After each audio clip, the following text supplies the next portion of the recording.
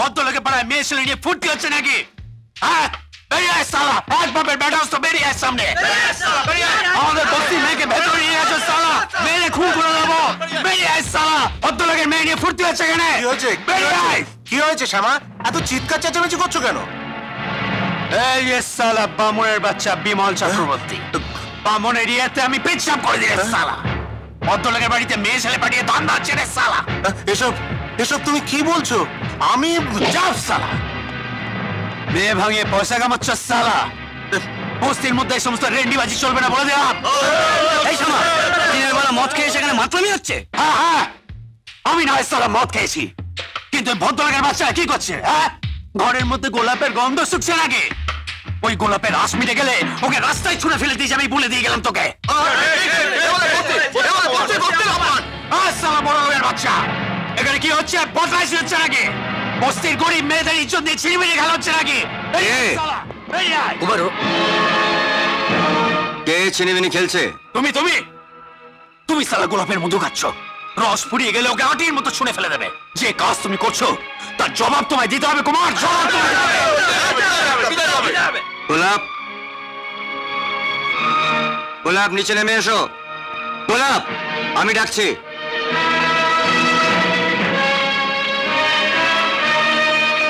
এই গোলাপের পাপড়িগুলো একদিন তুমি ছিঁড়ে ফেলতে চেয়েছিলে, আর সেদিন আমি ওর ইজ্জত বাঁচিয়েছিলাম।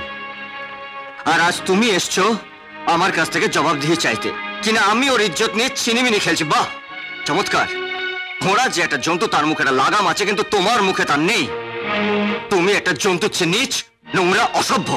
কিন্তু আজ আজ আমি আমার একটা কর্তব্য করব। একদিন একদিন আমি ওর ইজ্জত বাঁচিয়েছিলাম, কিন্তু আজ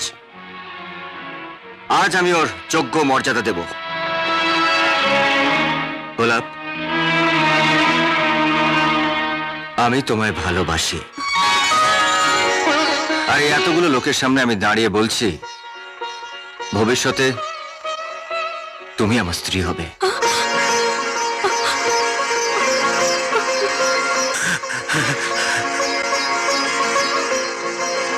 চলাই আর একটা কথা,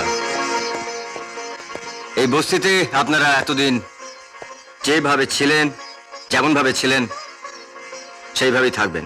বাকি দায়িত্ব আমার। এই বস্তি যেমন ছিল তেমনি থাকবে। ধন্যবাদ। ছোট বাবু, ছোট বাবু, ছোট বাবু, ছোট বাবু, ছোট বাবু, ছোট বাবু, ছোট বাবু, ছোট বাবু, ছোট বাবু। হ্যালো, কে মিস্টার বাজুরিয়া? হ্যাঁ বলুন। সে কি? আচ্ছা, হ্যাঁ হ্যাঁ হ্যাঁ, কথা বলতে হবে নিশ্চয়। আচ্ছা আচ্ছা, আমি রাখছি।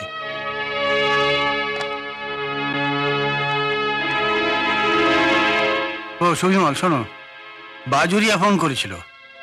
কুমার ওকে বলেছে যে বস্তি উচ্ছেদ নাকি সম্ভব নয়। সে কি, এত দূর এগিয়ে শেষ পর্যন্ত? কুমার নিশ্চয়ই ভেবে কথাগুলো বলেছে। আমি ভাবছি কাল একবার কলকাতা যাব। কাল? হ্যাঁ, মিস্টার বাজুরিয়া বলছিলেন যে সামনাসামনি বসে কথা হওয়াটাই ভালো। কুমারও সঙ্গে থাকবে। তুমি এক কাজ করো, তুমি কালকে ফার্স্ট ফ্লাইটে কলকাতা যাওয়ার জন্য আমার একটা প্লেনের টিকিট বুক করো।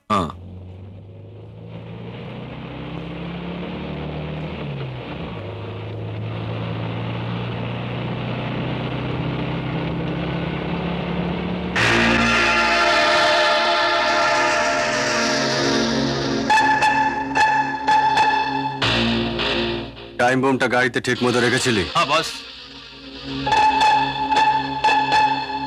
এই সময় তো আসার কথা না? হ্যাঁ।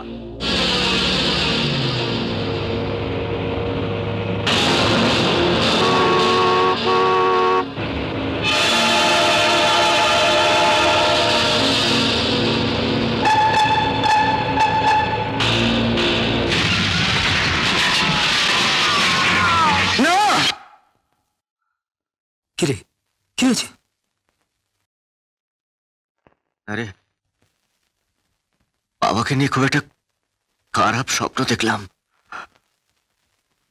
মনটা খুব খারাপ করছে রে। আমি কালই একবার নর্থ বেঙ্গল যাবো। বাবা বাবা বাবা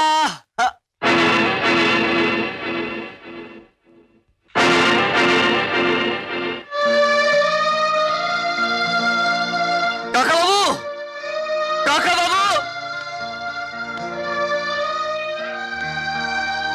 কে? কাকা বাবু, এসব হলো কি করে কাকা বাবু? বাবা আমাকে ছেড়ে চলে গেল, আমি জানতেও পারলাম না। বাবা নেই। বাবা কি করে মারা গেল কাকা বাবু? এসব আমি তোমাকে বলতে যাব কেন? হ্যাঁ, তাছাড়া ওর মৃত্যুতে তুমি কাঁদছো কেন?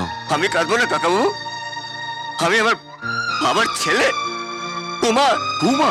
হ্যাঁ কি যাতা বলছো? কাকা বাবু, কি হয়েছে কি আপনাদের? আমাকে চিনতে পারছেন না? আমি কুমার, আপনাদের কুমার। দাঁড়াও দাঁড়াও দাঁড়াও, এ আমার সব কিরম গোলমাল হয়ে যাচ্ছে। কুমার, একবার এইদিকে এসো তো বাবা।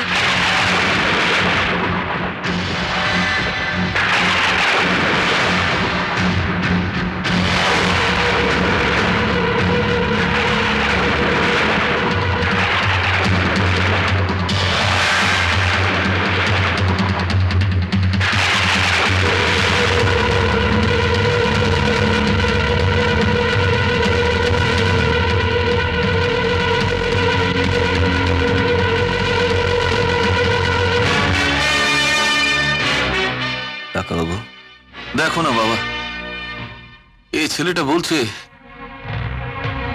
ও নাকি কুমার। দেখুন আপনি কি বলছেন আমি কিছু বুঝতে পারছি না। আপনি কোথাও কিছু একটা ভুল করছেন। তবে আমার অনুরোধ, আমার এখন যা মনের অবস্থা, আমাকে আপনি ডিস্টার্ব করবেন না। আপনার পরে যা বলার হ্যাঁ হ্যাঁ, কাকাবুকে বলবেন। তার মানে কাকাবু। এ শোনো বাবা, তুমি এখন যাও। আপনি কি বলছেন কাকাবু? আপনি বিরাট ভুল করছেন। ও কুমার নয়। আচ্ছা আচ্ছা, আপনি সাবিত্রী পিসিকে ডাকুন, তাহলে সব বুঝতে পারবেন। আসলে স্যারের মৃত্যুর পর উনি তো এই বাড়ি ছেড়ে চলে গেছেন।